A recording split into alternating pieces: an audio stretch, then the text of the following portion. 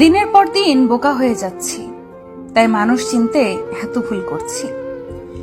একা থাকা ভালো, কারণ একাকিত্ব কখনো বিশ্বাসঘাতকতা করে না।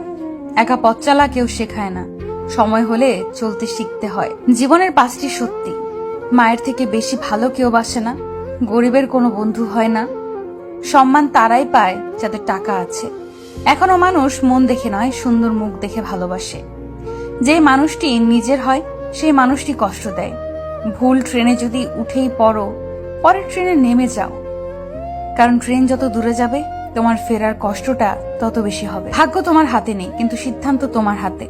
ভাগ্য সিদ্ধান্ত নেয়, কিন্তু তোমার সিদ্ধান্তই তোমাকে ভাগ্য এনে দিতে পারে। বাবা নামের গাছের ছায়া যার মাথার উপর নেই, সেই বোঝে রোদের তাপ কতটা প্রখর হয়। জীবনে তারাই বেশি কাঁদে যারা 10 জনকে নয়, একজনকে মন থেকে ভালোবাসে। পৃথিবীতে যদি কঠিন বলে কিছু থাকে, তাহলে সেটা হলো মানুষ চেনা। বাবা মা আর আল্লাহকে যদি তুমি সত্যিকারের ভালোবাসো, তাহলে তুমি সব সময় সুখী থাকবে। যে সব সময় হাসে তার অতীতটা ঘেটে দেখবে, তুমি নিজেই কষ্ট পাবে।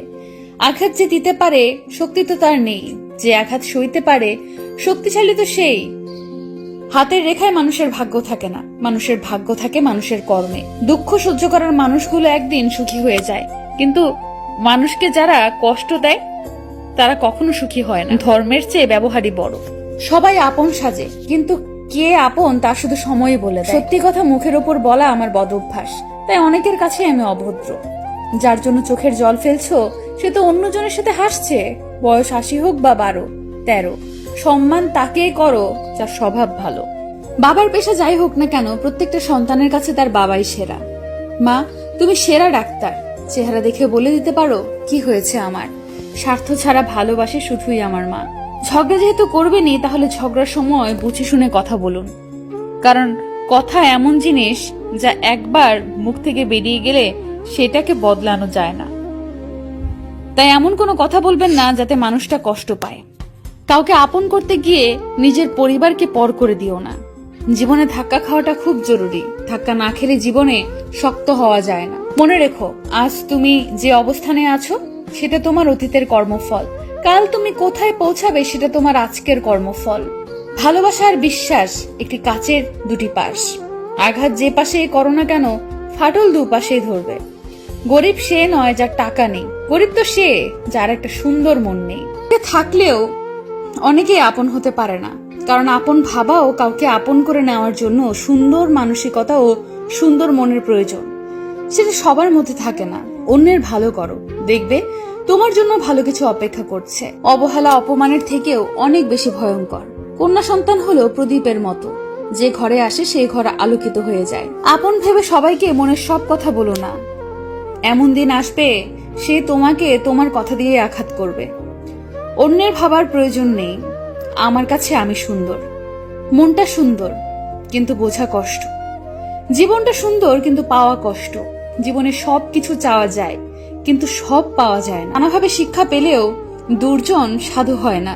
নিম গাছ যেমন আমূল জলসিক্ত করে কিংবা দুধে ভিজিয়ে রাখলেও কখনো মধুর হয় না। যারা আঘাত পেয়ে উঠে দাঁড়ায় তারাই একদিন জীবনে অনেক কিছু করে দেখায়। বাবার দেওয়া কোনো কিছুকে ছোট মনে করো না। মনে রেখো, যা তোমার কাছে অল্প তা তোমার বাবার কাছে রক্ত বিক্রির গল্প।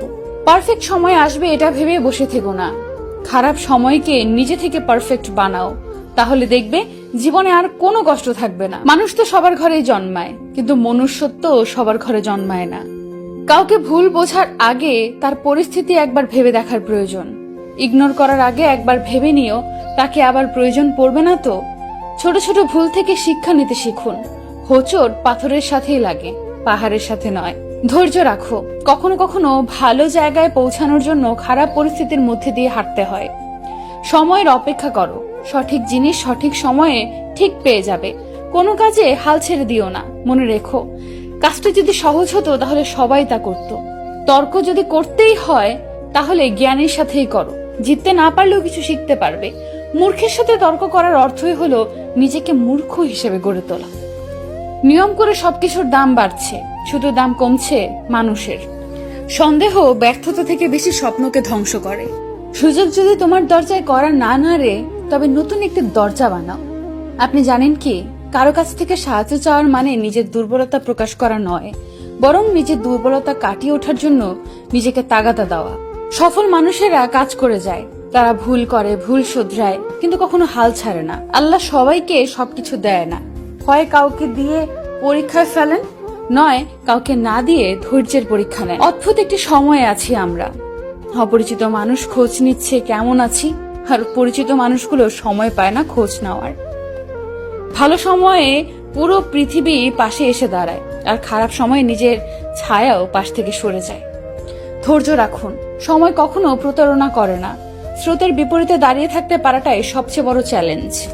সবাই এটা পারে না। সবচেয়ে বড় জ্ঞানের পরিচয় হলো তুমি কিছুই জানে না এটা জানা। হারার অভিজ্ঞতা না থাকলে জেতার মাহাত্ম্য কখনো বোঝা যায় না। ইচ্ছা থাকলে সব সম্ভব। সম্পর্ক তৈরি হওয়ার আগে নিশ্চিত হন আপনি তার প্রিয়জন না প্রয়োজন। সম্ভব নয় সবার মনের মতো হওয়া। আমি হেরে গিয়ে যতটা শিখেছি ততটা হয়তো কেউ জিতেও শিখতে পারেনি। বর্তমানে মানুষের প্রিয় হতে গেলেও অর্থনৈতিক যোগ্যতা লাগে। অর্থশূন্য মানুষ কখনো কারোর প্রিয় হয় না। প্রয়োজন ছাড়াই যে পাশে থাকে সেই হচ্ছে প্রিয়জন। বিশ্বাস ছাড়া সম্পর্ক লবণ ছাড়া তরকারির মতো। বয়স নয়, অভিজ্ঞতা মানুষকে বড় করে তোলে। এমন কারোর জন্য নিজের স্বপ্ন সাজাবেন না যে ব্যক্তি আপনার সাজানো স্বপ্নটি পূরণ করতে পারবে না। প্রিয়জনের উপর পুরোপুরি বিশ্বাস না আসা পর্যন্ত তাকে নিয়ে কোনো স্বপ্ন সাজানোই উচিত নয়। সবাই আপনার সাজানো স্বপ্নের মূল্য বুঝতে পারবে না। প্রতিটি ভুল মানুষকে একটি করে শিক্ষা দেয়, আর প্রতিটি শিক্ষা একজন ব্যক্তিকে পরিবর্তন করে দেয়। কাউকে ভুলে যাওয়া কোনো কঠিন কাজ নয়। কঠিন হচ্ছে কারোর সাথে কাটানো সময়, কিছু স্মৃতিকে ভুলে যাওয়া। সেই স্মৃতিগুলো মনে পড়লে চোখে জল চলে আসে। শিক্ষণীয় পোস্ট। একদিন এক লোক তার ছোট্ট মেয়েকে পার্কে হাঁটছিলেন। পাশে ফলের দোকান থেকে মেয়েটি তার বাবাকে আপেল কিনতে বলল। লোকটির পকেটে খুব বেশি টাকা ছিল না, তাই মাত্র 2টি আপেল কিনে মেয়েটিকে দিলেন। মেয়েটি 2 হাতে 2 আপেল ধরলো। লোকটি বলল, এসো দুজনে ভাগাভাগি করে খাই। একথা শুনে মেয়েটি তাড়াতাড়ি করে আপেলে কামড় দিয়ে একটু খেয়ে নিল। আরেকটা আপেলের দিকে হাত বাড়িয়ে কিছু বলার আগে মেয়েটি সেটিতেও কামড় বসিয়ে দিল। তার মনটা খুব খারাপ হয়ে গেল। মেয়েটি এত লোভী হলো কি করে? তাহলে সন্তানকে কি সঠিক শিক্ষা দিতে পারছেন না? লোকাচার, ভদ্রতা, মিলেমিশে থাকা, ভাগাভাগি করে খাওয়া, এইগুলো কি তার সন্তানকে শেখানো হয়নি? তাহলে মেয়েটি এমন লোভী আচরণ করলো কেন? মুখ থেকে হাসি মুছে গেল। তিনি চিন্তায় ডুবে গেলেন। এমন সময় হঠাৎ তার মেয়ে ডান হাতের আপেলটা বাবার দিকে